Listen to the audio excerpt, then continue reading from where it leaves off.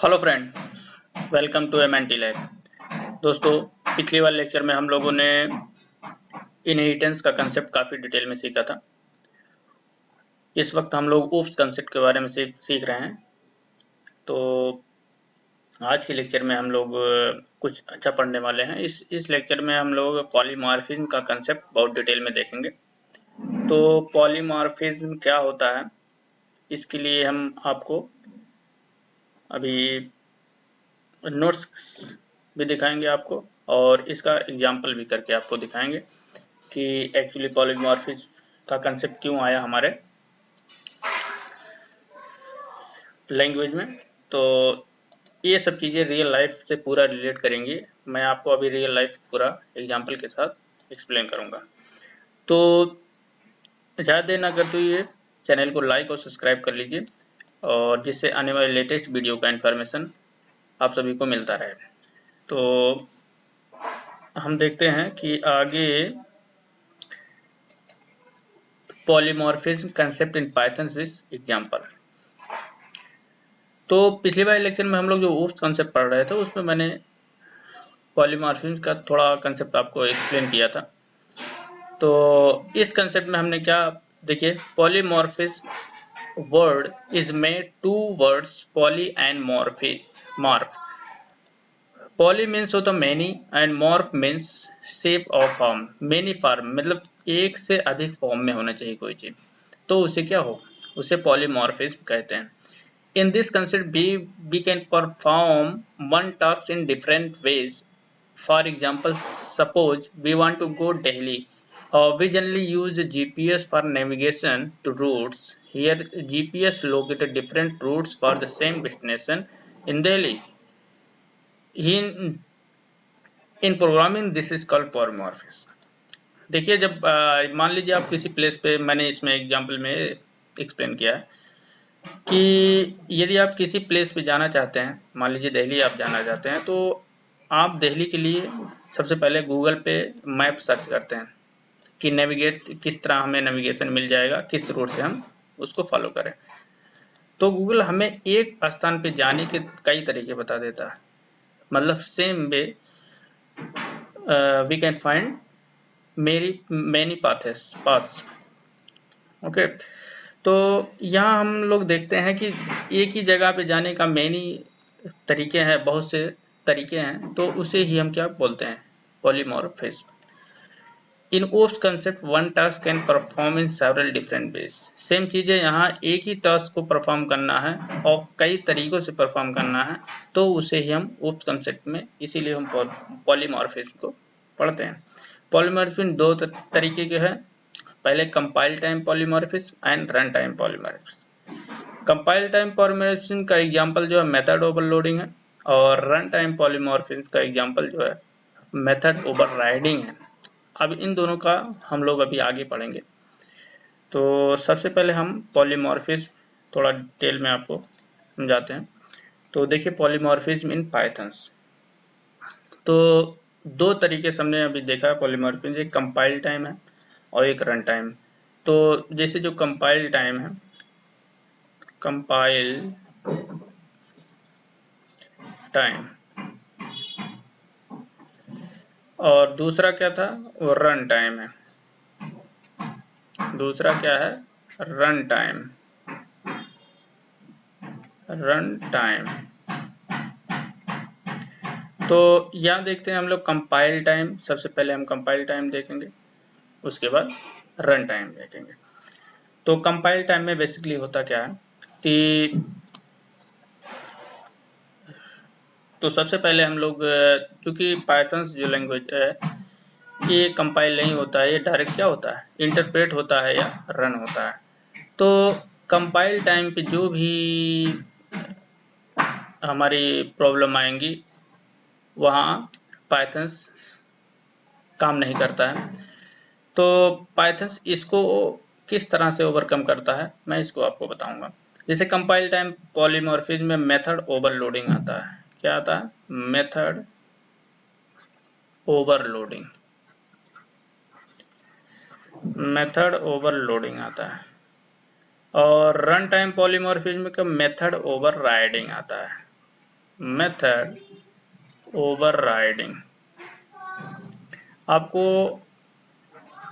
इस लैंग्वेज से भी पता चल रहा होगा, ओवरलोडिंग किसी एक चीज का, जैसे मान लो हम लोग एक एग्जांपल लेते हैं मेथड ओवरलोडिंग और मेथड ओवरराइडिंग का, अभी एक्सप्लेन आपको मैं कर रहा हूँ। देखिए, जो हम और लैंग्वेज पढ़ते थे जैसे C++, जावा या C#, देखिए इन तीनों लैंग्वेज में आपको ये लैंग्वेज क्या होती थी, ये लैंग्वेज कंपाइल भी होती हैं, कंपाइल उसके बाद रन होती हैं। लेकिन पाइथन्स ऐसा नहीं है। पाइथन्स में क्या होता है, कंपाइल टाइम कोई एरर नहीं आपको शो करता है। कंपाइल टाइम मीन्स कंपाइल होता ही नहीं है, तो डायरेक्ट इंटरप्रेट होता है। लाइन बाय लाइन क्या होता है, हमारा प्रोग्राम रन होता है। तो यहाँ देखिए मेथड ओवरलोडिंग का अभी कंसेप्ट मैं C++ और जावा और C# के कंसेप्ट में बताऊंगा। उसके बाद फिर इसके तरीके में आपको पाइथन में किस तरह से इसका डिफरेंस है, इसको एक्सप्लेन करूंगा। तो मेथड ओवरलोडिंग में जैसे C++ में क्या होता है, एक ही आप जान लीजिए कि C++ में बेसिकली क्या होता है। जैसे मान लीजिए आप एक एग्जांपल लीजिए, जैसे मान लो लिसन हम ले लेते हैं। लिसन, अब लिसन इस तरह का है, लिसन मतलब सुनना, ठीक। तो इस तरह का किस तरह से, या इसको एग्जांपल हम थोड़ा हटाते हैं, एक रेजर लेके, और लिसन को हम देख लेते हैं। तो जैसे कि हम लोग एक एग्जांपल लेते हैं, जैसे आपके घर में दो बालक हैं। मान लीजिए एक का नाम है राम और दूसरे का नाम भी आप राम रखते हैं। तो आप यदि राम बुलाएंगे तो ये दोनों बालक आपके पास आ जाएंगे, ठीक। तो दोनों बालक आ जाएंगे तो हमारा जो मेन कंसेप्ट है वो तो पूरा नहीं हुआ। क्यों? क्योंकि राम और ये अपना काम छोड़ के आ गए। तो हमको कुछ ऐसे कंसेप्ट डेवलप करना है कि केवल राम ही आए और ये राम ना आए। तो इसके लिए हम लोग क्या लिखते हैं, राम 1 राम 2। इस तरह से घर में ज़्यादातर हो जाता है कि राम 1 राम 2। अब उसका एग्जाम्पल ले लेते हैं। तो जैसे राम 1 राम 2 हमने यहाँ लिख लिया, तो यदि आप राम 2 को बुलाएंगे तो केवल राम 2 आएगा, राम 1 नहीं आएगा, ठीक। तो सेम एग्जाम्पल आप समझ लीजिए पॉलीमॉर्फिज्म भी है। पॉलीमॉर्फिज्म देखिए ये सब चीजें तो सेम है, यहाँ राम तक आपका सेम है, केवल लास्ट में ये डिफरेंट है 1 और 2। तो पॉलीमॉर्फिज्म जो C++, जावा और C# और .NET में होता है, तो उसमें बेसिकली क्या होता है, तो उसमें मैं आपको बता रहा हूँ कि जो C# और उसमें है जावा और C++ में, उसमें क्या है,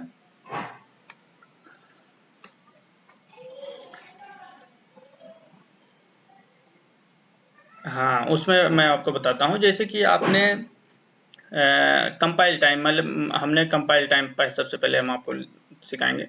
कंपाइल टाइम में मेथड ओवरलोडिंग आता है। तो मेथड ओवरलोडिंग बेसिकली होता क्या है, तो जैसे हम लोगों ने किसी भी चीज को, हमको मान लीजिए एक प्रोग्राम के द्वारा भी अभी आपको एक्सप्लेन करूंगा, लेकिन एक एग्जांपल मैं कुछ ऐसा लेना चाह रहा हूँ जिससे कि आपको कुछ अच्छे से समझ में आ जाए कि एक्चुअली होता क्या है। जैसे मान लीजिए आप शो फंक्शन, एक शो किसी चीज को दिखाना चाहते हैं आप, शो सॉरी थोड़ा काम नहीं कर रहा अभी इरेजर। तो देखिए शो फंक्शन, जैसे मान लीजिए हम यहाँ कॉल करते हैं, जैसे इसमें हमने शो फंक्शन है, यहाँ कोई आर्गुमेंट हम अंदर नहीं डाल रहे हैं। शो फंक्शन में क्या करेंगे, पहला शो फंक्शन ये है और दूसरा शो फंक्शन ये है और तीसरा शो फंक्शन ये है। तो यहाँ क्या हुआ, 3 शो फंक्शन हमने बेसिकली बना रखे हैं अपने प्रोग्राम में, ठीक। तो यहाँ देखिए शो फंक्शन में सब एक ही, इसमें एक भी आर्गुमेंट नहीं है, किसी में भी नहीं है। तो आप किसी भी शो फंक्शन को कॉल करेंगे तो आपका जो कंपाइलर हो एरर शो करेगा। क्यों शो करेगा? क्योंकि उसको ये नहीं पता चलेगा कि आपने शो क्या है, एम्बिग्यूटी आपको क्रिएट की है, आप एक ही चीज को कई 3 बार लिख चुके हैं। तो जो कंपाइलर होता था C++ और C# का, ये सब चीजें यहाँ एरर शो करते हैं। तो इसके लिए जो पॉलीमराइजेशन आया जो है मेथड ओवरलोडिंग। तो मेथड ओवरलोडिंग में क्या होता है, बेसिकली आप यहाँ मान लीजिए एक आर्गुमेंट लिए, यहाँ मान लीजिए एक ही आप लीजिए, लेकिन यहाँ क्या कर दीजिए, मान लीजिए यहाँ एक ही आर्गुमेंट लिए, लेकिन यहाँ आप इसका टाइप चेंज कर दीजिए। मान लीजिए ये इंट है, इंटीजर टाइप है, तो ये क्या होना चाहिए, ये वाला फ्लोट होना चाहिए। ये इंटीजर हमने लिया और ये क्या होना चाहिए, फ्लोट टाइप होना चाहिए, तब तो आप एक आर्गुमेंट ले सकते हैं। यदि आप नहीं चाहते हैं कि फ्लोट एक इंटीजर ही टाइप, अगर आपको ये मान लीजिए आप इंटीजर टाइप ही लेना चाह रहे हैं किसी को, तब आपको नंबर ऑफ आर्गुमेंट आपको चेंज करना पड़ेगा, ठीक है। क्योंकि इसका डिजिटल सिग्नेचर जो है डिफरेंट होना चाहिए इससे, तभी हमारा कंपाइल टाइम पे एरर नहीं शो करेगा। मतलब आपको इसको शो को बुलाने में जिससे आसानी हो, इस शो फंक्शन को जब हम कॉल करेंगे अपने मेन फंक्शन से, तो जिससे आसानी से पता चल जाए कि आप किस शो को कॉल कर रहे हैं, जो एक आर्गुमेंट ले रहा कि जो 2 आर्गुमेंट ले रहा। तो यहाँ आपको दो तरीके देखना है, या तो इसका डेटा टाइप चेंज हो, डेटा टाइप चेंज होने पर आप आर्गुमेंट सेम भी कर सकते हैं, कोई दिक्कत नहीं। आप जब कॉल करेंगे तो आपको ये इससे डेटा टाइप से ही आपको कंफर्म हो जाएगा कि आपने फ्लोट डेटा टाइप का शो कॉल किया है, तो वहाँ आपको ऑटोमेटिक उसमें एरर नहीं शो करेंगे। C++, जावा और C# के कंपाइलर। और तीसरा, जैसे कि हम लोग देखते हैं, मान लीजिए ये 2 आर्गुमेंट है, यहाँ आपको एक भी आर्गुमेंट नहीं पास किया, तो भी आपका शो फंक्शन चल जाएगा। शो फंक्शन मतलब शो के अंदर जो भी डेटा होगा वो प्रिंट हो जाएगा, ठीक, कंपाइल हो जाएगा। सबसे पहले कंपाइल टाइम का है तो कंपाइल होगा, और तो जो भी डेटा है वो ऑटोमेटिक रन हो जाएगा। तो देखिए यहाँ शो फंक्शन एक भी आर्गुमेंट हमने नहीं लिया, और यहाँ हमने शो को अगर मान लो इंटीजर टाइप लेते हैं, तो भी आप देखिए शो इंटीजर टाइप है और इसमें एक भी आर्गुमेंट नहीं है, और इस वाले में एक आर्गुमेंट है, तो एक दूसरे से अलग है। तो यहाँ भी आपका कंपाइलर कुछ एरर नहीं शो करेगा, ठीक है। अब दूसरा हम लोग ये देखते हैं, जो हमारा मेन मोटिव है, मैं उसको आपको बताना चाह रहा हूँ। ये तो हमने C++ और जावा और C# का कंपाइलर के बारे में, ये पॉलीमॉर्फिज्म आपको एग्जांपल मेथड ओवरलोडिंग का दिया हमने। अब हम पाइथन्स के बारे में जानते हैं। पाइथन्स आने के बाद देखिए, पाइथन जो है, पाइथन्स में सबसे पहले तो एक चीज़ें आई, क्या है, हमको किसी भी वेरिएबल का हमें डेटा टाइप नहीं ज़रूरत पड़ती है, मतलब ज़रूरत ही नहीं पड़ती है कि डेटा टाइप हमें बताना पड़े, क्योंकि पाइथन जो होता है वो ऑटोमेटिक डेटा टाइप आपका ले लेता है अकॉर्डिंग टू जो भी हम पैरामीटर या आर्गुमेंट पास करते हैं उसी के अकॉर्डिंग। आपने इंटीजर पास किया तो उस डेटा टाइप ऑटोमेटिक क्या हो जाएगा, इंटीजर टाइप हो जाएगा, और यदि आप फ्लोट वैल्यू पास कर रहे हैं तो वो फ्लोट हो जाएगा। तो यहाँ एक चीज़ यही इसकी डिफरेंस आई कि मतलब अब हम किसी भी फंक्शन को, जैसे शो फंक्शन है, शो यहाँ भी लेते हैं हम, मान लो अब इंटीजर, यहाँ तो हम कुछ टाइप लिखेंगे नहीं, तो यहाँ इंटीजर से आप इसको अलग नहीं कर सकते। और दूसरा काम क्या, आर्गुमेंट, नंबर ऑफ आर्गुमेंट। जैसे मान लीजिए यहाँ आर्गुमेंट एक भी, तो क्योंकि पाइथन कंपाइल भी नहीं होता है, तो ये एरर आपको रन टाइम पे शो करेगा। मतलब क्या हो जाएगा, ओवरराइडिंग का कंसेप्ट आपका तुरंत यूज हो जाएगा।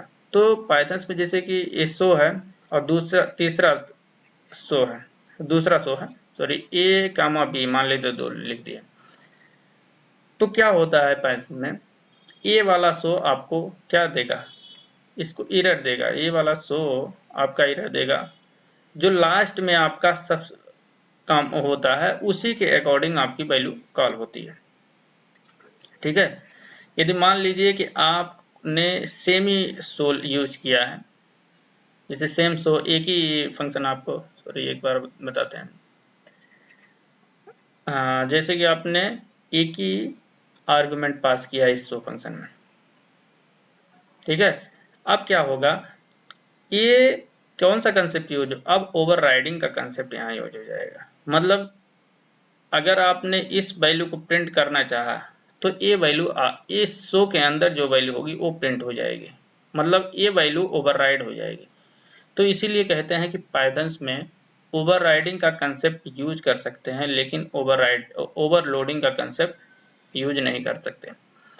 लेकिन आप इसका कंसेप्ट यूज करने के लिए भी, जैसे हम मान लो मेथड ओवरलोडिंग का कंसेप्ट मैं आपको अभी यूज करके बताऊंगा पाइथन में कैसे यूज करते हैं, तो एग्जाम्पल के थ्रू भी आपको समझाऊंगा कि कैसे ओवरलोडिंग का कंसेप्ट हम लोग यहाँ पाइथन में यूज करते हैं।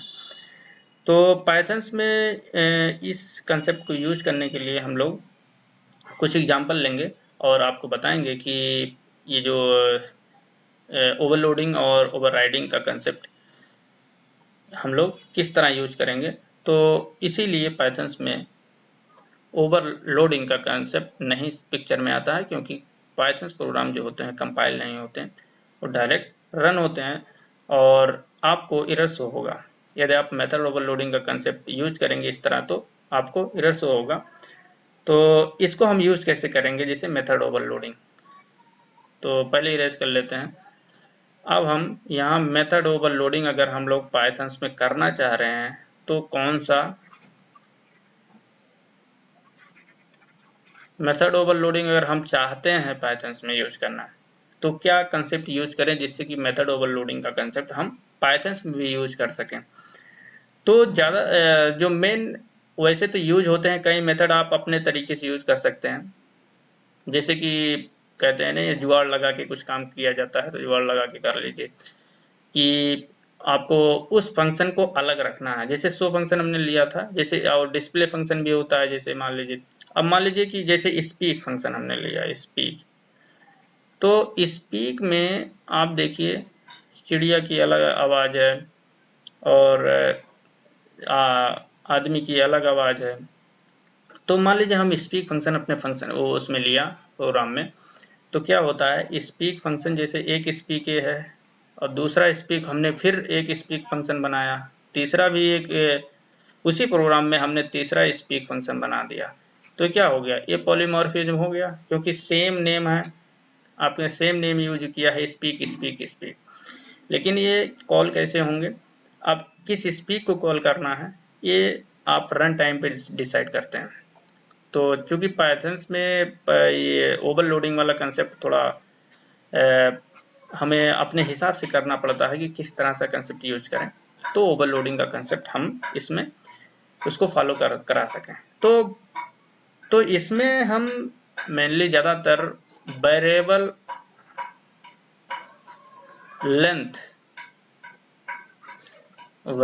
लेंथ आर्गुमेंट पास करते हैं। क्या है, वेरिएबल लेंथ आर्गुमेंट, मतलब ऐसा आर्गुमेंट जो ऑटोमेटिक क्या हो, चेंज हो जाए, जिसको स्टार से डिनोट करते हैं हम लोग। जैसे स्पीक में मान लीजिए ओवरलोडिंग का कंसेप्ट हम लोग यूज करना है, तो क्या करना है, स्पीक में ए लिख देंगे इस तरह से, ठीक, और यहाँ बी लिख देंगे और यहाँ ए सी लिख देंगे। तो क्या होता है, देखिए स्टार लगा के लिखना होगा। तो देखिए बेसिकली होता क्या है, जैसे हम पहले स्पीक को कॉल किए हैं अपने मेन फंक्शन से, मान लीजिए यहाँ एक ऑब्जेक्ट हमने बनाया ए पहले का, सॉरी ये हटा देते हैं पहले, अभी हम एग्जांपल में आपको ये चीज़ें बताएंगे, लेकिन आप इसको पहले देख लीजिए। मान लीजिए इसका एक ऑब्जेक्ट बनाया, इस क्लास का एक ऑब्जेक्ट बना, मान लिया एक्स हुआ, और x से इस स्पीक को बुलाना हमको कि भाई इस स्पीक को कॉल कर दीजिए। मान लीजिए ये बर्ड का आवाज बताएगा, तो यहाँ इस स्पीक को जो हम कॉल करेंगे, तो आप कितना भी जैसे सेल्फ, यहाँ तो सेल्फ लेंगे आप, एक सेल्फ तो रहता ही है, लेकिन यहाँ कोई जरूरत नहीं पड़ती है सेल्फ की, क्योंकि वो ऑटोमेटिक ले लेता है सेल्फ। तो यहाँ हम लोग जैसे कि दो आर्गुमेंट पास करना चाहते हैं, जैसे 2 और 3। तो क्या है, ये जो वेरिएबल लेंथ आर्गुमेंट है, ऑटोमेटिक इसको क्या होगा, बढ़ा देता है, 2 3 कर देता है। ठीक, अगर y मान लीजिए इसका इस क्लास का जो है, इस स्पीक क्लास का y ऑब्जेक्ट हम क्रिएट करते हैं और इस स्पीक को हम बुलाना चाहते हैं कि स्पीक आपके अंदर जो भी वैल्यू है उसको आप डिस्प्ले पे प्रिंट करिए। तो यहाँ हम क्या करते हैं, मान लीजिए इसको 5 6 तक, 4 5 6। तो यहाँ 3 आर्गुमेंट है, देखिए ये अलग है, ठीक है। अब जब y आपका, आपने इस स्पीक का ऑब्जेक्ट बनाया इस क्लास का, ठीक है, तो इस क्लास में देखिए दोनों अलग हैं, क्योंकि नंबर ऑफ आर्गुमेंट यहाँ अलग है, नंबर ऑफ आर्गुमेंट यहाँ अलग है। और इसी तरह हम नंबर ऑफ आर्गुमेंट यहाँ भी अलग कर सकते हैं। जैसे y डॉट एक जड मान लीजिए इस क्लास का ऑब्जेक्ट है, जड डॉट स्पीक। तो यहाँ हम क्या करेंगे, एक बात ध्यान रखना कि ये चीजें आर्गुमेंट, नंबर ऑफ आर्गुमेंट आपको कॉमन नहीं करना है। यदि आप कॉमन करेंगे तो वो एरर शो करने लगेगा। तो यहाँ आपको आर्गुमेंट, नंबर ऑफ आर्गुमेंट, मान लो इसमें कोई आर्गुमेंट नहीं है, तो यह ऑटोमेटिक कॉल हो जाएगा, यहाँ एरर नहीं शो करेगा। तो यहाँ देखिए वेरिएबल लेंथ आर्गुमेंट से आपका क्या है, पाइथन भी मेथड ओवरलोडिंग को एक्सेप्ट करने लगता है। तो इस तरह हम मेथड ओवरलोडिंग को इसमें भी, पाइथन में भी यूज कर सकते हैं। और एक दूसरा भी कंसेप्ट है, उसको हम अभी नहीं बताएंगे ज़्यादा, क्योंकि उससे भी हम मेथड ओवरलोडिंग को ओवरकम कर सकते हैं। तो आगे अभी जब एग्जांपल हम लेंगे तब उसके थ्रू, उसमें डेकोरेटर का यूज करते हैं हम लोग, डेकोरेटर, ठीक, डेकोरेटर के यूज से हम लोग उसको सॉल्व करते हैं। तो चलिए ज़्यादा ना करते हुए हम अपने अब लेक्चर पे स्टार्ट कर लेते हैं। तो सबसे पहले देखिए, मैं आपको आज देखते क्या पढ़ना है। देखिए आपको सारे नोट्स इस वेबसाइट पे मिल जाएंगे, www.ms.net.co.in पे, और यूट्यूब चैनल मेरा MNT लैब टिप चैनल है, तो यहाँ आप इसको देख सकते हैं। और दूसरा देखिए, सबसे पहले यहाँ हम लोग क्या करेंगे, देखिए व्हाट इज पॉलीमॉर्फिज्म।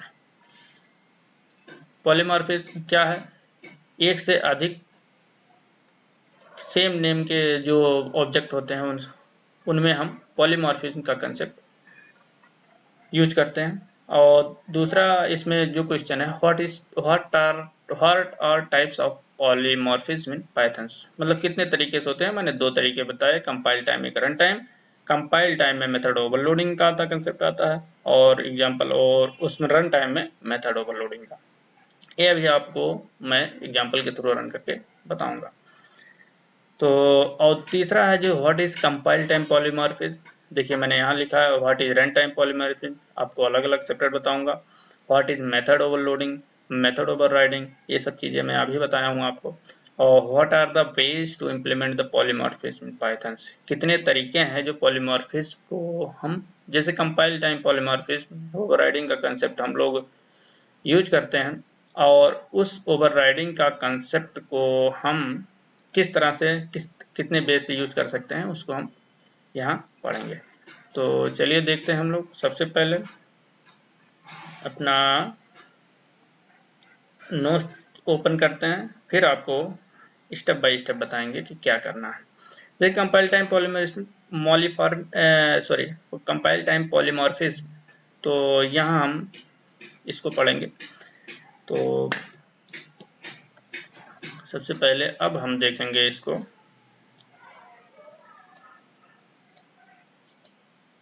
देखिए, तो यहाँ हमने एक एग्जांपल ले रखा है। इस एग्जांपल में हमने क्या किया है कि स्टूडेंट क्लास लिया है और उस नेम नाम का जो हम पॉलीमॉर्फिज्म इसमें देखेंगे, इसमें नेम ऑब्जेक्ट पे देखेंगे।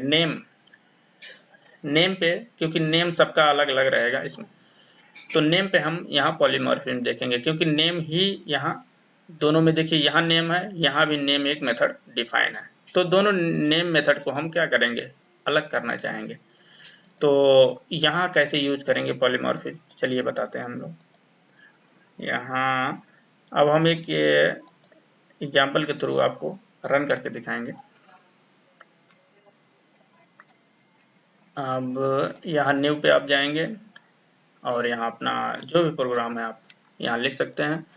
तो मैं लिखना नहीं चाहता क्योंकि टाइम ज़्यादा हो जाता है, अब आप लोग को अपने उस पर देख के लिखना पड़ेगा।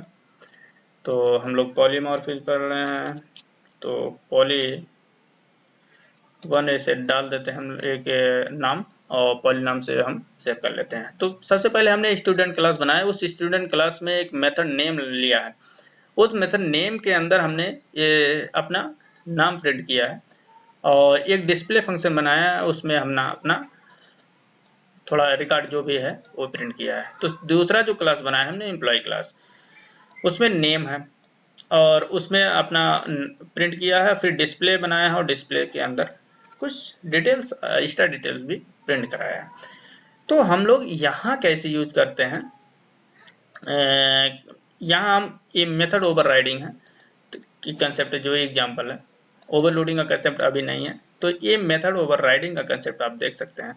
तो यहाँ क्या होता है, जो दूसरा का नेम है हमेशा जो जब आप रन कराएंगे एग्जाम्पल को, ये दूसरे नेम की वैल्यू ही ओवरराइड हो जाएगी। मतलब पहला नेम की वैल्यू आपको नहीं मिलेगा, my good name is Ram, ये नहीं आपको प्रिंट होगा, क्या होगा, my name is Rajesh Chauhan. इस तरह से यदि आप एक ऑब्जेक्ट को ओवरराइड करना चाहेंगे तो, लेकिन हम लोग कॉमन इंटरफेस यूज करते हैं।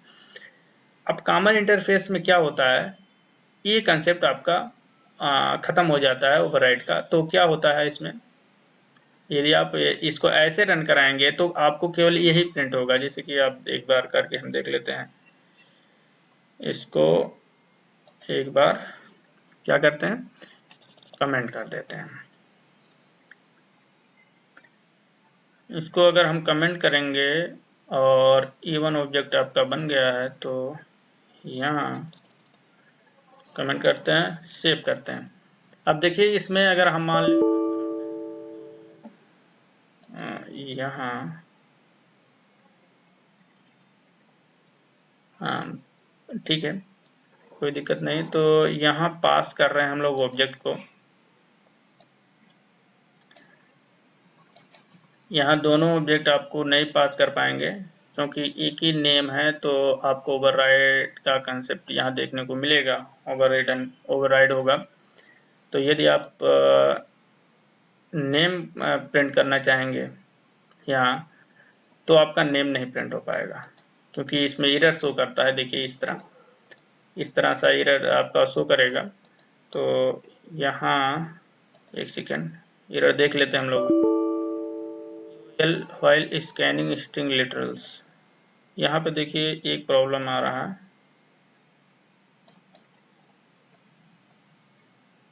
स्कैनिंग लिटरल्स का प्रॉब्लम है, क्योंकि यहाँ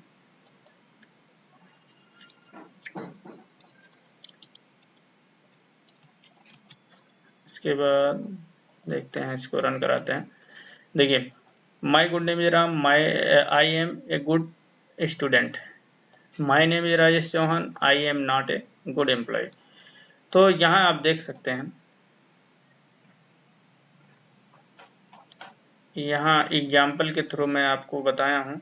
देखिए क्या है, माई नेम राजेश चौहान, यहाँ दोनों कैसे काम कर रहे हैं। जैसे कि आप इसको काफी कमेंट कर देते हैं हम लोग, एक को कमेंट करते हैं और इसको भी कमेंट कर देते हैं। तो अब देखिए केवल एक ही आपका रन होगा क्योंकि आप एक ही फंक्शन को बुला रहे हैं। तो देखिए माई गुड नेम राम और माई आई एम स्टूडेंट। तो यहाँ क्या है, देखिए ये कंपाइल टाइम पॉलीमॉर्फिज्म का एग्जांपल है। वो सॉरी वो रन टाइम पॉलीमॉर्फिज्म का एग्जांपल है। तो रन टाइम पे यहाँ डिसाइड होगा कि आप किसको बुलाना चाह रहे हैं। तो यहाँ देखिए S1 हमने ऑब्जेक्ट लिया किसका, स्टूडेंट का, और इस स्टूडेंट ऑब्जेक्ट में मैंने एक कॉमन इंटरफेस क्रिएट किया है। पाइथन में यही चीज़ें क्रिएट होती हैं, लेकिन यही चीज़ें अगर हम आपको C++ या जावा में करना चाहें तो इसकी हमें कोई ज़रूरत नहीं पड़ती थी। क्यों? क्योंकि इस कॉमन इंटरफेस की कोई ज़रूरत नहीं पड़ती। वहाँ हम पहले ही अलग कर लेते थे कि कौन किस नेम को बुलाना है, क्योंकि उसके सिग्नेचर डिफरेंट होते थे और हम जब कॉल करते थे और उसमें उसी टाइप का ऑब्जेक्ट पास करते थे या उसका टाइप मतलब बता देते थे कि हमको इस टाइप का नेम का चाहिए, जो नेम इस टाइप का नेम है हमें उसी सिग्नेचर का नेम को बुलाना है, तो वहाँ उस तरह का आ जाता था। लेकिन यहाँ ये ऐसा नहीं है, क्योंकि सेम नेम में आपको एरर मिलेगा। तो पाइथन में ये चीज़ें आपको ये एरर मिलेंगे। तो इसको हम लोग अगर मान लो एक चीज़ में आपको या इसको मान ले कमेंट करते हैं, ठीक, एक चीज़ और करके दिखाना चाह रहा हूँ मैं आपको। इसको कमेंट करते हैं और यस कर देते हैं। अब देखिए यहाँ क्या लिखा है, ऑब्जेक्ट डॉट नेम, सॉरी यहाँ सब कमेंट आपको करना पड़ेगा। तो आपको क्या करना है, सारे कमेंट करने पड़ेंगे। अभी मैं आपको दूसरे एग्जांपल में बताऊंगा। तो इसको ऐसे ही रन करा लेते हैं हम लोग, ज़्यादा ना करते हुए। अब जैसे हमको पूरा इंटरफेस मान लीजिए इसको हटाना है, इसको पहले काम इसको कर देते हैं हम पूरा, ठीक। इसी में मैं आपको समझाऊंगा वो चीज़ें क्या है, कैसे काम करता है। जैसे कि अब देखिए अब क्या हो गया, अब हमको एक ऑब्जेक्ट बनाना है जैसे स्टूडेंट क्लास का। जैसे S1 मान लेते हैं हम लोग, स्टूडेंट, और बन गया। अब S1 डॉट नेम आप कॉल करेंगे तो S1 डॉट नेम को आप कॉल किए हैं तो देखिए क्या आता है, S is not in, sorry ये आपका आपने गलत लिखा था, इसमें मिसटाइप हो गया था। देखिए my good name is Ram, तो यहाँ आपने इस तरह से कैरेक्टराइज किया है। तो यदि यहाँ मान लीजिए एम्प्लॉय क्लास इसको इनहेरिट कर ले मतलब इस स्टूडेंट को, तो हम लोग क्या करते हैं, इस स्टूडेंट का नहीं, अब हम लोग क्या ऑब्जेक्ट बनाएंगे, एम्प्लॉय क्लास का। चाइल्ड क्लास को ऑब्जेक्ट बना लेंगे। तो चाइल्ड क्लास का जब ऑब्जेक्ट बनता है तो जो पेरेंट क्लास में आपका डेटा होता है वो चाइल्ड क्लास ऑटोमेटिक इनहेरिट कर लेता है। तो यहाँ हम लोग E1 मान लेते हैं, एम्प्लॉय क्लास को बना देते हैं। तो यहाँ जो ठीक एम्प्लॉय क्लास का हमने ऑब्जेक्ट बनाया। अब एम्प्लॉय क्लास से हमने क्या कहा कि आप E1 डॉट नेम बता दीजिए। अब यहाँ देखिए कंफ्यूजन हो जाता है कंपाइलर को कि E1 डॉट नेम आप किसका वाला बताना चाह रहे हैं, किसका वाला मांग रहे हैं। तो यहाँ क्योंकि कंपाइल नहीं होता प्रोग्राम इसलिए कोई एरर नहीं देता। रन टाइम पे जो पहले अर्लीस्ट होता है, मतलब जिसको अभी तुरंत डिफाइन किया होता है हमारा इंटरप्रेटर, जो मतलब हम कोड लिखते हुए जो भी डिसाइड करते हैं वही वैल्यू लास्ट में जो लास्ट होता है, मान लीजिए जो वैल्यू लास्ट होती है वही ओवरराइड हो जाती है। देखिए my name is Rajesh Chauhan यहाँ प्रिंट होगा, ठीक। क्यों?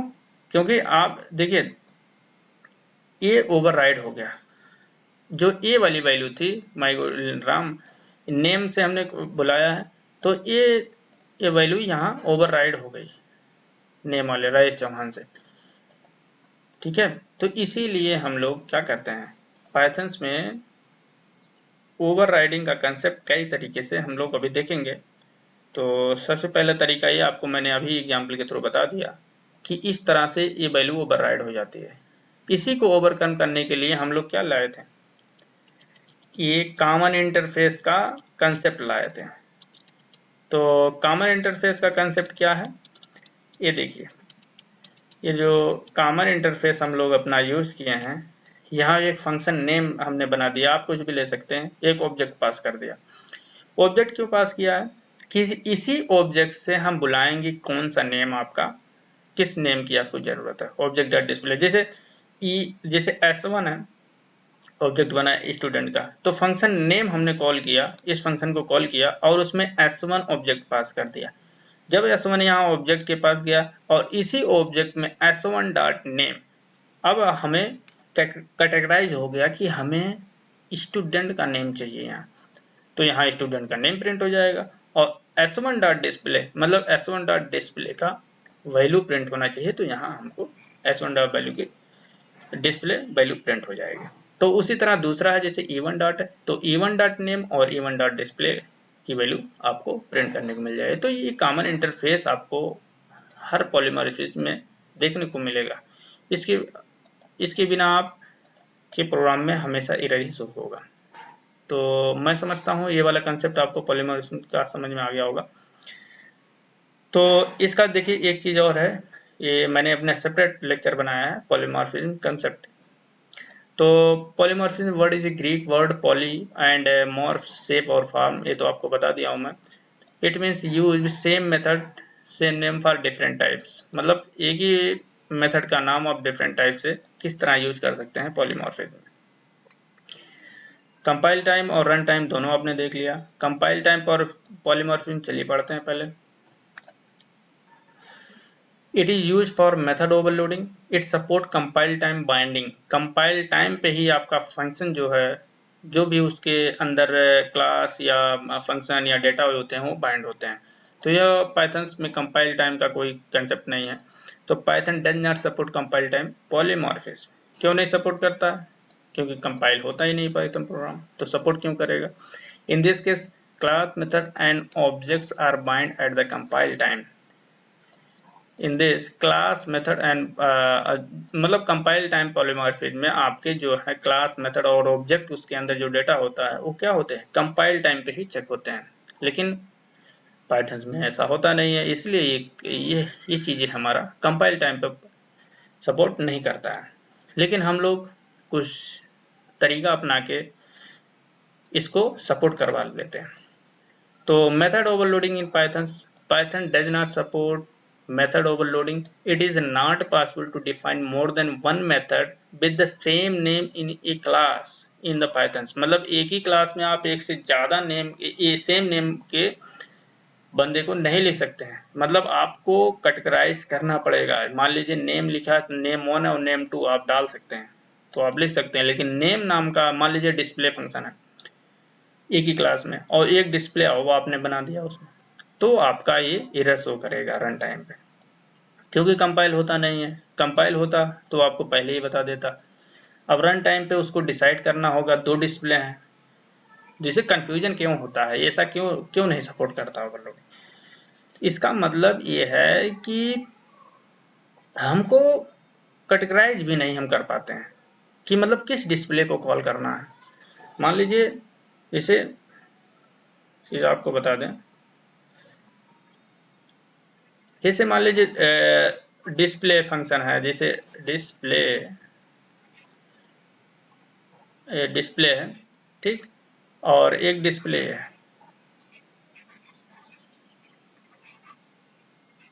ठीक, और हमने स्टूडेंट क्लास में ये डिस्प्ले डाला है, स्टूडेंट क्लास हमने बनाए रखा है, ठीक, ये क्लास स्टूडेंट है और इसमें हमने क्या है, ये डिस्प्ले डाला है और ये डिस्प्ले, दो डिस्प्ले। देखिए जब हम रन कराएंगे तो इस डिस्प्ले के अंदर कुछ स्टेटमेंट लिखे होंगे वो एग्जीक्यूट होते हैं और इस डिस्प्ले के अंदर कुछ स्टेटमेंट होंगे जो वो भी रन होंगे, इंटरप्रेट होंगे जब हमारा पाइथन इंटरप्रेटर रन होगा, मतलब एग्जीक्यूट होगा। तो यहाँ क्या होता है कि अब यहाँ हम इंटरप्रेटर को कंफ्यूजन हो जाता है कि किस डिस्प्ले को कॉल करें, किस डिस्प्ले को आपने तो कुछ कैटेगराइज नहीं किया है कि कौन सा डिस्प्ले है, सेम नेम से आपने डिस्प्ले बनाया। और चूंकि पाइथन्स में टाइप तो होता नहीं है, रन टाइम पे ही टाइप डिसाइड होता है, तो यहाँ टाइप का भी फंडा खत्म हो गया। तो इसीलिए पाइथन्स को कंफ्यूजन हो जाता है इंटरप्रेटर को कि किस डिस्प्ले को कॉल करें। और उसी चीज को हम अगर ओवरकम कर ले जाएं, ओवरकम का मतलब उसको अगर दूर कर ले जाएं, किसी तरीके से ये पता चल जाए कि ये वाला डिस्प्ले को बुला रहे हैं, तो रन टाइम पे जब हमारा इंटरप्रेटर आएगा, तो आपने जब वो कॉल किए रहेंगे कि जी इस डिस्प्ले को, तो जिस डिस्प्ले को आप कॉल किए रहेंगे, तो अगर आपने किसी तरीके से कंसेप्ट यूज किया, कोई भी कंसेप्ट मान लीजिए वेरिएबल लेंथ या कुछ ऐसे में, कि इस डिस्प्ले को कैटेगराइज कर दिया आपने प्रोग्राम में, तो कोई प्रॉब्लम नहीं आएगी, तुरंत रन हो जाएगा, क्योंकि ये दोनों डिफरेंट आपको करना है किसी भी माध्यम से। इस डिस्प्ले को इस डिस्प्ले से आपको अलग करना है, तभी आपका इंटरप्रेटर ये पता लगा सकेगा कि इस किस डिस्प्ले को आप बुलाना चाह रहे हैं। तो यही कारण है कि जो पाइथन्स में ओवरलोडिंग का कंसेप्ट नहीं आता है, और उसको हम अपने हिसाब से ये इंटरप्रेटर को ये बताने का प्रयास करते हैं कि आपको इसी डिस्प्ले को कॉल करना है, तो इसलिए कॉमन इंटरफेस हम लोग यूज करते हैं आप रन टाइम पे। रन टाइम पे आपको ये डिसाइड करवाना है कि इस ऐड को हमें कॉल करना है। जैसे अभी एग्जांपल एक मैं आपको भी दिखाऊंगा, Python does not support method overload. It is not possible to define more than one method with the same name in a class in Python because method argument और parameter is not have the type, मतलब इसमें method argument और इसका कोई type नहीं हो। Suppose we want to call a method that some have one argument and Python it can be integer or a float, double or we already know method argument in Python do not have a type। आपको पहले से पता है, मैंने अभी बता दिया कि कोई टाइप नहीं होता है आर्गुमेंट का, इसलिए अलग नहीं होते हैं, रन टाइम पे आप डिसाइड होते हैं। देखिए यहाँ हमने एक ऐड फंक्शन बनाया है, तो इस ऐड फंक्शन में हम लोग एग्जाम्पल के थ्रू देखते हैं हम लोग इस ऐड फंक्शन को कैसे कॉल करेंगे।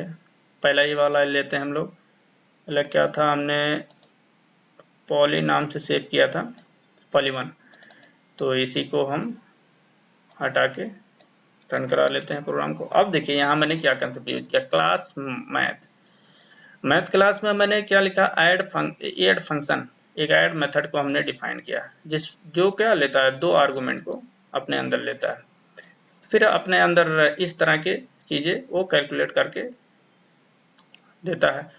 दूसरा ऐड हमने लिखा इस तरह से, वो भी अपना कुछ कैलकुलेशन करता है। अब देखिए m equal to math, m equal to add.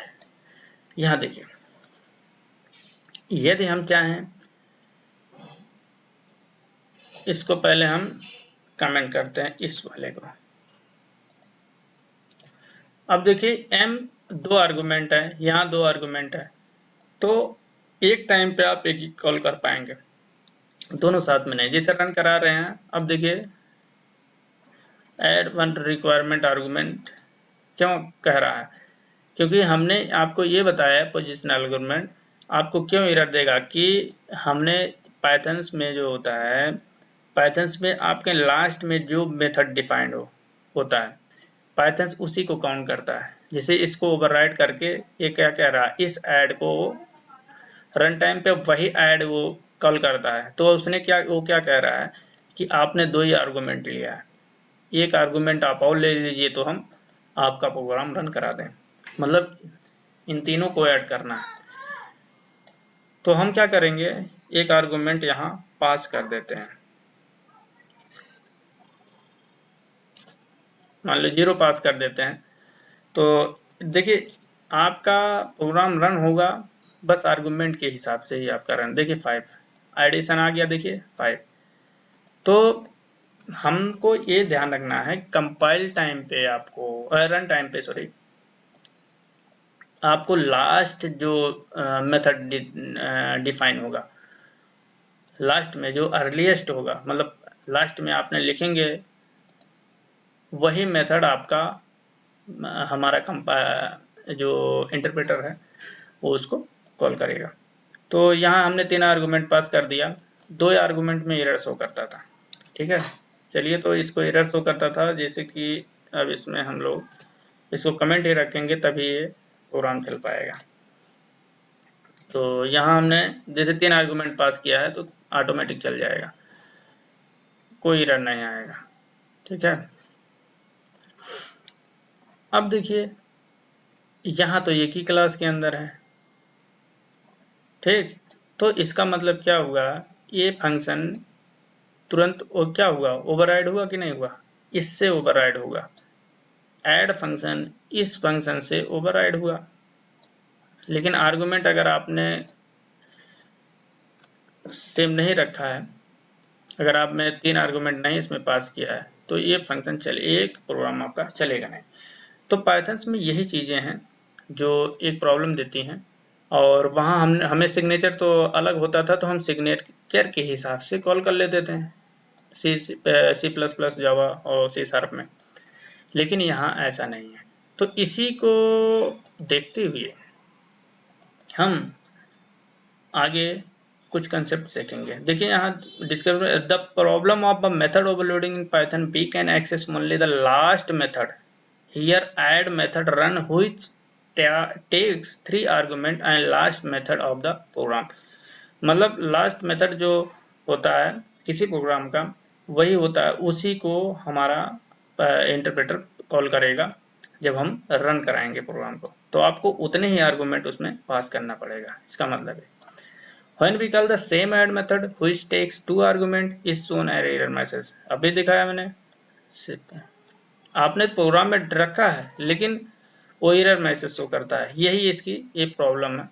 इसीलिए पाइथन में कहते हैं मेथड ओवरलोडिंग का कंसेप्ट हम यूज नहीं कर पाते हैं, और उसको ओवरकम करने के लिए हम लोग वेरिएबल लेंथ या डेकोरेटर इसका कंसेप्ट यूज करके हम लोग मेथड ओवरलोडिंग का कंसेप्ट पाइथन में यूज कर सकते हैं। To achieve the method overloading in Python there are different ways to achieve the method overloading, but we will discuss one of them. जैसे by using normal base. Normal base में हम लोग क्या करते हैं, बस एक तरीका अपनाते हैं, किसी तरीके से उस जैसे एडिशन था, मैंने एडिशन में 0 डाल दिया था। ठीक, उस एडिशन में मैंने 0 डाल दिया था तो क्या हुआ था, वो प्रोग्राम ऑटोमेटिक रन हो गया। जैसे इसमें मैंने 0 डाल दिया था तो कोई इफेक्ट नहीं पड़ा। तो इस तरह से नॉर्मल मेथड में हम कोई एक तरीके से जुगाड़ बनाते हैं कि कैसे इसको रन कराएं। नॉर्मल मेथड में हम लोग यही तरीका ढूंढते रहते हैं कि उसको रन कैसे कराया जाए। देखिए दोनों मेथड रन हुए, अगर देखा जाए तो ये नॉर्मल मेथड है। इसे क्या कहते हैं हम लोग, इसे बाई नॉर्मल मेथड से के द्वारा हम लोग इस कंसेप्ट को हमने यूज किया। अब देखिए चाहे 2 वैल्यू पास करते या 3 वैल्यू पास करते, बात एक ही थी, 5 ही आता तब भी। तो इस तरह से हम लोग कोई जुगाड़ लगाते हैं कि मतलब ये इसको अलग कर दिया जाए, इस ऐड को अलग कर दिया जाए, और यहाँ एडिशन में कोई फर्क ना दिखे यूजर को। तो आगे हम लोग देखेंगे बाय वेरिएबल हम लोग एक इनमें से एक दूसरा है बाय यूजिंग वेरिएबल आर्गुमेंट्स। इसको हम लोग देखेंगे, यही चीज हम यूज करेंगे यहाँ पाइथन में ओवरलोडिंग को कंसेप्ट यूज करने के लिए। By using multiple dispatch decoder का यूज करेंगे, ये भी एफिशिएंट मेथड है ओवरलोडिंग कंसेप्ट यूज करने के लिए। तो हम लोग यहाँ दूसरा वाला वेरिएबल लेंथ आर्गुमेंट को हम लोग यूज करेंगे, वेरिएबल आर्गुमेंट्स को यूज करेंगे। By using variable we can achieve the method overloading concept in Python. Method overloading का कंसेप्ट अचीव करने के लिए हम लोग वेरिएबल लेंथ आर्गुमेंट का यूज करेंगे। तो इसका एग्जाम्पल मैंने सेव कर रखा है तो इसको हम देख सकते हैं। ओपन कर लेते हैं अपने डेस्कटॉप पे, मैंने रखा है मेथड ओवरलोडिंग का कंसेप्ट, मेथड ओवरलोडिंग। देखिए सेम चीज़ है, मैंने क्या लिखा, मैथ क्लास लिखा, ऐड फंक्शन लिखा। देखिए यहाँ हमने स्टार एन लिखा है, तो आपको समझ में आ गया होगा कि इस वेरिएबल को जब हम रन टाइम पे कॉल करते हैं तो जितना भी वैल्यू आप पास करते हैं वो ऑटोमेटिक आपको ले लेगा और अपने के प्रोग्राम में कोई एरर नहीं शो करने देता। तो यहाँ हमने फॉर लूप लगाया और इस वैल्यू को ऐड कर दिया, जितनी भी वैल्यू लिया होगा, मान लो यूजर 2 वैल्यू यहाँ पास किया होगा, यहाँ हमने 4 वैल्यू पास किया है एक्चुअली, तो वो 4 वैल्यू इसमें आर्गुमेंट में ऑटोमेटिक एक्सपेंड हो जाएंगी, 4 वैल्यू यहाँ पास हो जाएंगी और इस फॉर लूप के द्वारा वो ऐड होके वो वैल्यू रिटर्न कर देगा। Creating the math object of the class M math का देखिए मैंने एक क्लास का ऑब्जेक्ट बनाया मैथ, और मेथड विथ 4 आर्गुमेंट्स। देखिए हमने समवन एक वेरिएबल लिया जिसमें हम इस मेथड को जो कॉल कर रहे हैं उसका एडिशन इसमें सेव करेंगे और इसको प्रिंट कराएंगे। तो यहाँ देखिए m1 m dot add 3 4 5 and 6, तो 4 आर्गुमेंट हमने पास किया यहाँ, तो चारों आर्गुमेंट को यहाँ ऐड करेगा और इसमें समवन में स्टोर करवाएगा और इस समवन को हम यहाँ प्रिंट करा देंगे, क्योंकि ये हमें क्या है स्ट्रिंग में इसको कन्वर्ट कर देंगे, हम स्ट्रिंग में कन्वर्ट करके हम इसको प्रिंट कराएंगे। नहीं तो आपको वैल्यू नहीं प्रिंट होगा क्योंकि वो इंटीजर टाइप की वैल्यू है और हमारा प्रिंट अब जो लेता है वो क्या है स्ट्रिंग टाइप की वैल्यू प्रिंट करता है। सेम चीज़ है, हमने 3 आर्गुमेंट sum2 में स्टोर किया और सेम चीज़ sum3 में हमने एक वेरिएबल sum3 लिया था, उसमें हमने 2 आर्गुमेंट जो पास किया उसकी वैल्यू को स्टोर किया। अब देखिए रन कराएंगे आप, तीनों आराम से रन हो जाएंगे और आपकी वैल्यू प्रिंट हो जाएंगी। देखिए sum of the 4 argument 18, sum of the 3 argument 60, और तो यहाँ देखिए किस तरह से हमने मेथड ओवरलोडिंग का कंसेप्ट यहाँ यूज कर लिया और हमारा प्रोग्राम एरर भी नहीं शो किया, क्योंकि ऐड फंक्शन है। उस ऐड फंक्शन में हमने इस तरह से काम किया है कि 3 आर्गुमेंट या 4 आर्गुमेंट या 2 आर्गुमेंट पास कर रहे हैं, तब भी हमारा फंक्शन आउटपुट आसानी से दे रहा है, इसमें कोई एरर नहीं है। ठीक है, तो मेथड ओवरलोडिंग का कंसेप्ट हम लोग देख लिए। रन टाइम पॉलीमॉर्फिज्म, अब रन टाइम पॉलीमॉर्फिज्म हम देखते हैं। It involves deciding at runtime which function from the base class should get called। मतलब रन टाइम पे डिसाइड होता है कि बेस क्लास का जो मेथड है वो किस बेस क्लास कौन से मेथड को कॉल कर रहा है। Python support run time polymorphism, Python support method overloading और ऑपरेटर ओवरलोडिंग, इन दोनों को सपोर्ट करता है पाइथन। पॉलीमॉर्फिज्म इन पाइथन को हम यहाँ देखेंगे रन टाइम पे। A derive या child class inherit all the method from the parent class, मतलब ड्राइव क्लास जो होता है वो पेरेंट क्लास के जो मेथड होते हैं उनको सबको अपने अंदर इनहेरिट कर लेता है। मतलब आप केवल ड्राइव क्लास का ऑब्जेक्ट बनाइए और पेरेंट क्लास में जो भी आपको डेटा है उसको आप एक्सेस कर सकते हैं। Suppose a child class inherit the method from the base class, but this method is not quite fit in child class. In such case, we will have to re-implement the same method in child class by adding some extra features. जैसे मान लीजिए कुछ चीज़ें हैं जो parent class में उसी method से, जब मान लीजिए हमने पेरेंट क्लास में स्पीक मेथड एक बनाया है, उस स्पीक मेथड में हमने कुछ चीज़ें ऐड करना भूल गए हैं, मतलब ऐड नहीं करना चाहते हैं, तो वही वो चीज़ें हमको अगर ऐड करना है तो चाइल्ड क्लास में आप स्पीक नाम का एक फंक्शन बना लीजिए और उसके अंदर उस एक्स्ट्रा फीचर जो है उनको ऐड कर दीजिए, तो आपका आउटपुट आसानी से मिल जाएगा। तो there are 3 ways to implement the polymorphism concept in Python. 3 तरीके हैं जो पॉलीमॉर्फिज्म कंसेप्ट हम लोग पाइथन में यूज कर। Polymorphism function on object, polymorphism with class method, polymorphism with inheritance. तो तीनों को हम लोग देखेंगे। Polymorphism function and object, function और ऑब्जेक्ट के माध्यम से किस तरह पॉलीमॉर्फिज्म का कंसेप्ट हम लोग देख रहे हैं। तो we can create the function method that can take any object, ये दैट इज अलाउइंग पॉलीमॉर्फिज्म। तो यहाँ हम लोग जब आपको दो फंक्शन दो मेथड सेम दिखने लगे तो आप जान लीजिए कि वहाँ पॉलीमॉर्फिज्म का कंसेप्ट यूज में आने वाला है। अब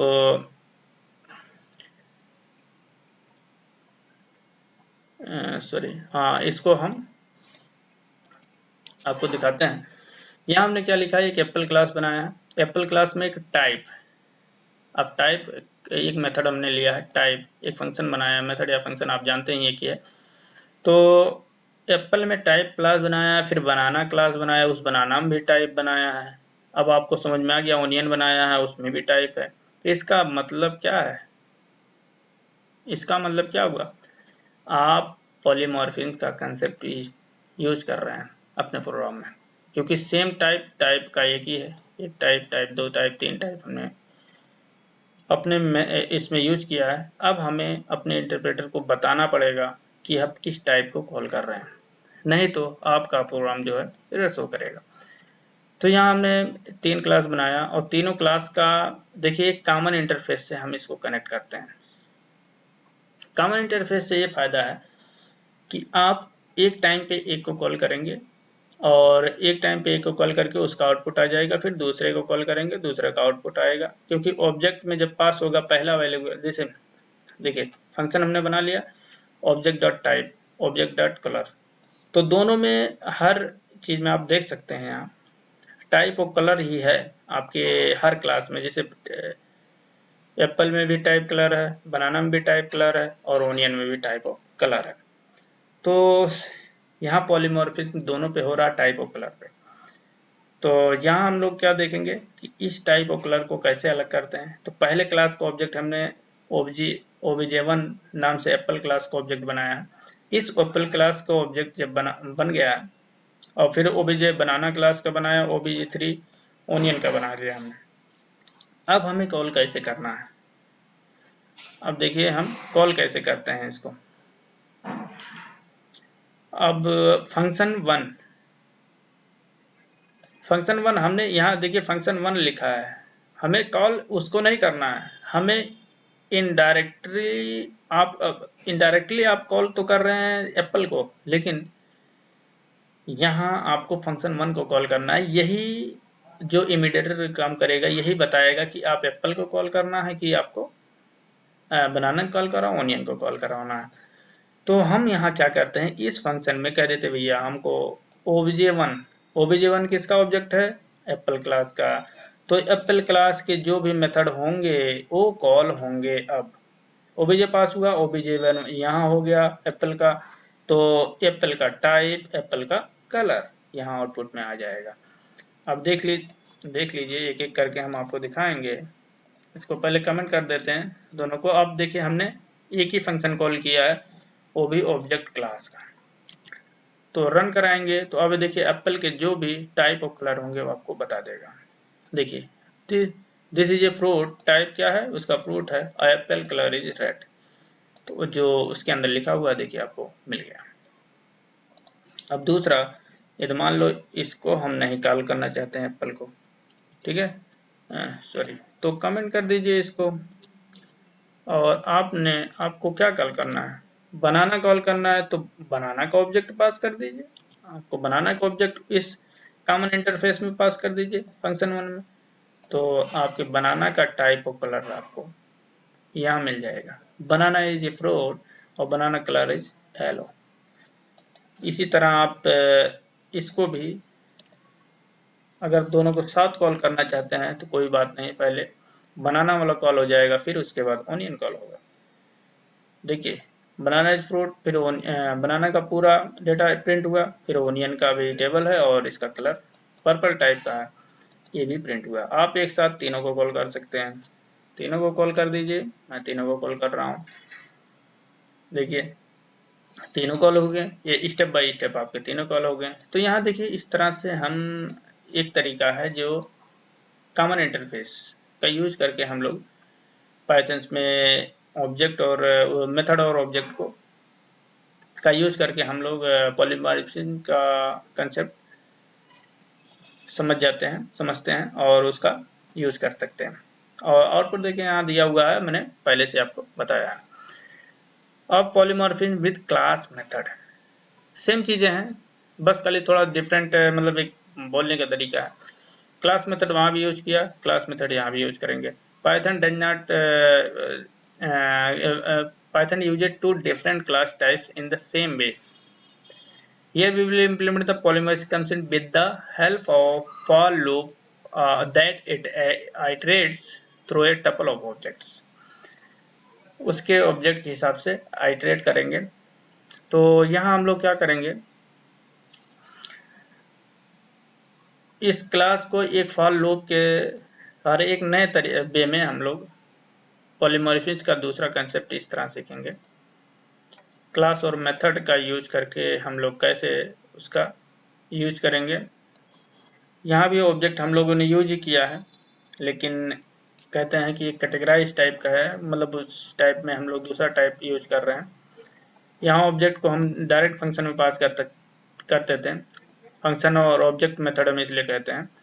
और यहाँ जो हम क्या करते हैं, क्लास में आपका जो क्लास है उसके स्थान पे हम लोग इस तरह से पास कर सकते हैं फॉर लूप के द्वारा।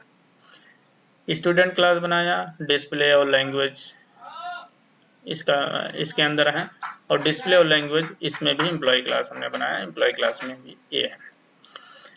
दोनों का ऑब्जेक्ट बनाया, stObj, और स्टूडेंट का बन गया emp और obj एम्प्लॉय का हो गया। अब हम लोग फॉर लूप में क्या करते हैं, इस ऑब्जेक्ट को 1 बाय 1 पास करते हैं। देखिए तरीका वही है, बस केवल थोड़ा इसमें अलग हम कर दिए हैं कि एक ऑब्जेक्ट को, दोनों ऑब्जेक्ट को साथ में पास कर रहे हैं।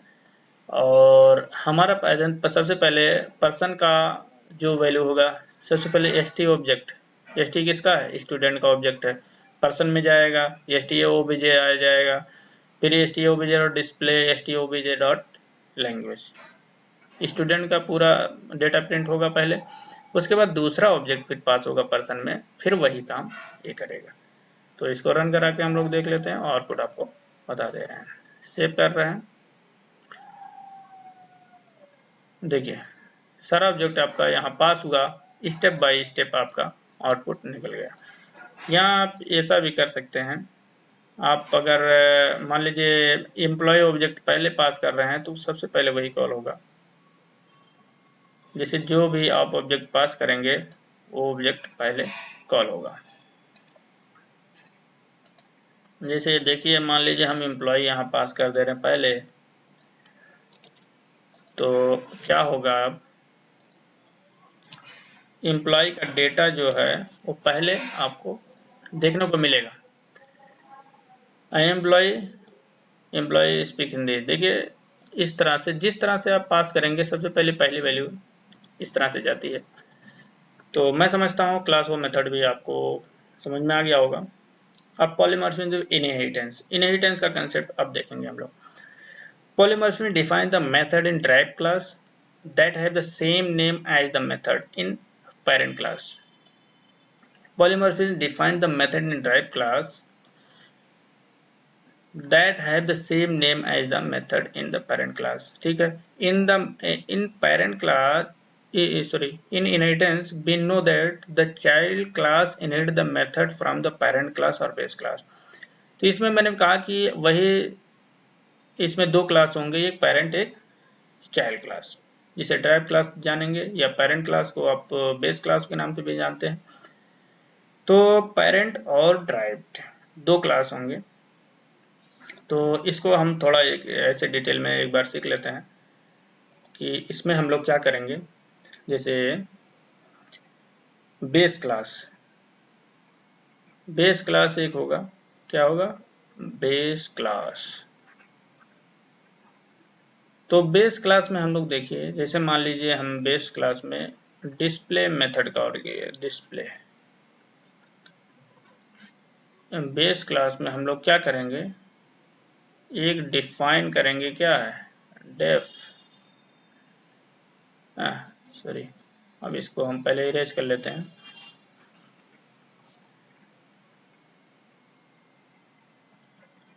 यहाँ हमें डेफ है,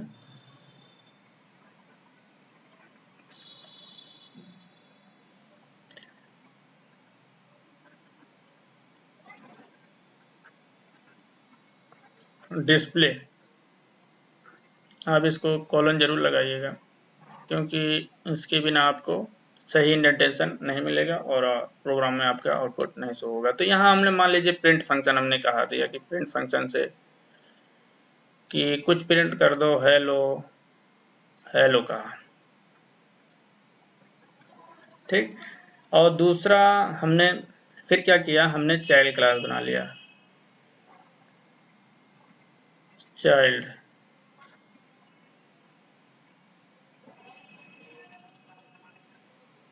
ऐसे नहीं होता है, मतलब यहाँ क्लास आपको चाइल्ड लिखना पड़ेगा, यहाँ क्लास चाइल्ड, ठीक है। जैसे कि वहाँ बेस हमने लिखा है, तो चाइल्ड क्लास हमने बनाया है यहाँ। तो चाइल्ड क्लास में क्या होगा, एक मान लीजिए एक डिफाइंड डिस्प्ले हमने यहाँ भी ले रखा है। तो यहाँ क्या होगा, चाइल्ड क्लास ऐसे नहीं लिखेंगे, लिखने के ये है क्लास, उसके बाद उसका नाम ऐसे लिखा जाता है, लेकिन मैंने इस एग्जाम्पल के थ्रू आपको बताया। जैसे देखिए यहाँ आपको बता दें हम,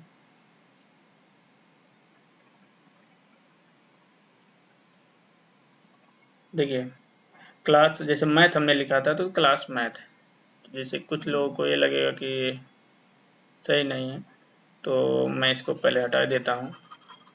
अब क्या करूँगा,